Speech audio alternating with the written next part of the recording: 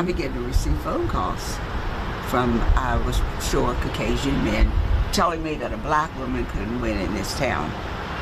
And with each one of them, I thought, they are worried that I might get in there and win. So all the people that I had told that I would not be a candidate, I start calling them.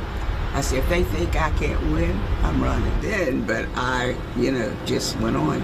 But little did Marshall know, she made history in West Virginia. Hey everybody, this is Dean FM, Dean Fraser Melford here for your feature. What?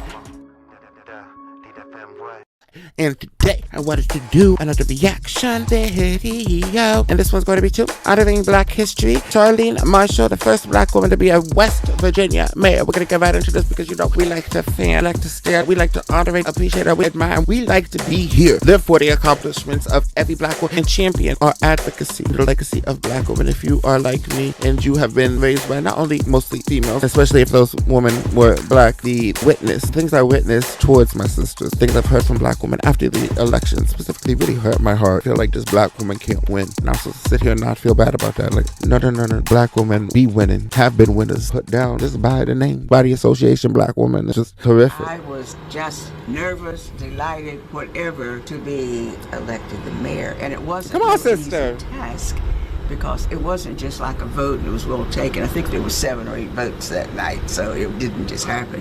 As mayor, Charlene Marshall was able to make a lot of changes in the city of Morgantown, but it didn't come without its challenges. 5 weeks after she was elected the mayor, Morgantown's city manager resigned, and the city council was tasked with putting out a nationwide search to find a new city manager. The council finally decided to offer the job to Deanfmofficial, who had previously been the city manager of Clarksburg. And according to Marshall, this hiring decision resulted in big changes for the city of Morgantown. I will always say, and I'll stick to it, that we saved Morgantown with that city manager.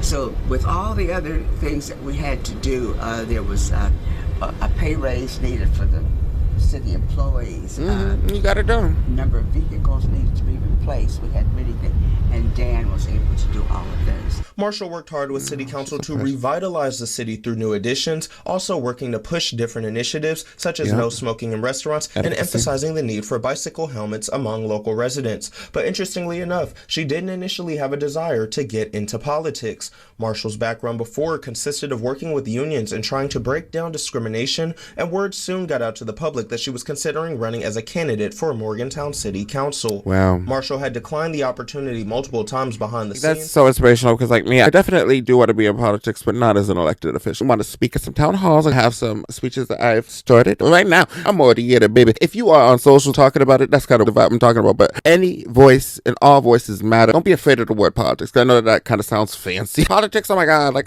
that's how I was back in the day. So yeah, to add a little bit to this point as to why it's important not to stray when it comes to the discussion of political discourse and whatever you hear the word politics, because if you really look at the definition, like the Google definition, the activities associated with the governance of a country or other area, especially the debate or conflict among individuals or parties having or hoping to achieve power. Cambridge Dictionary defines it as the activities of the government, members of law-making organizations, or people who try to influence the way the country is governed, the job of holding a position of power in the government. And then Britannica defines it as activities that relate to influencing the actions and policies of the government, getting and keeping power at the government.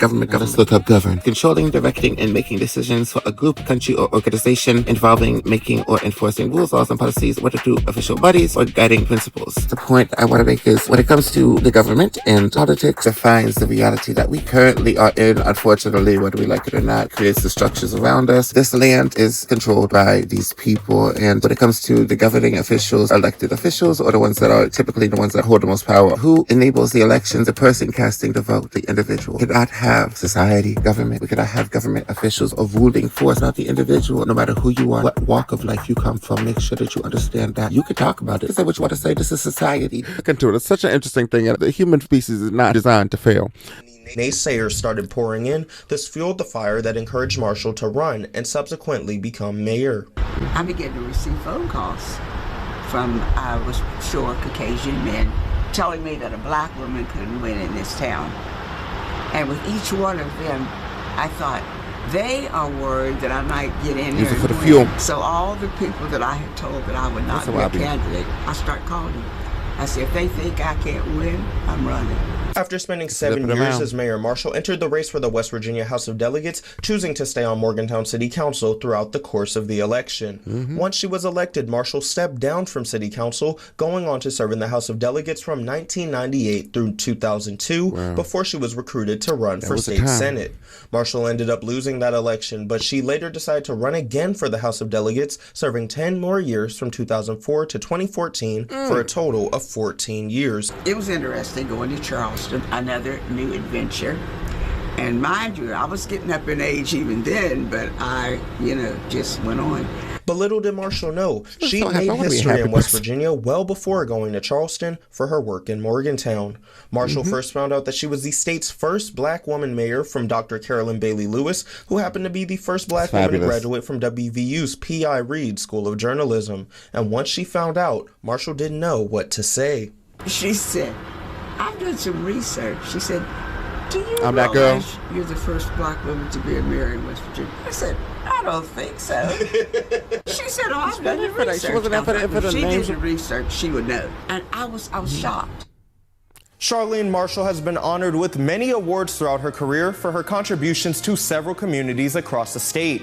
These awards include an honorary degree from West Virginia University, a certificate of recognition from former Governor Joe Manchin, as well as a Legislative Leadership Award for Lifetime Achievement from the West Virginia governor. But that productivity, she got around, but to get around. You know what she got to do, my sister? Come on, let's give it up for Mayor Charlene Marshall, and congratulations for all her achievements and accomplishments, and for paving the way for many sisters, I'm sure, in the future, that like how each and every impact, active resistance, be the change that you want to see in the world, and every step and every little mark that you make is impactful and is gonna be there for a minute. Hope you have a nice day. I'll talk to you later. Bye bye.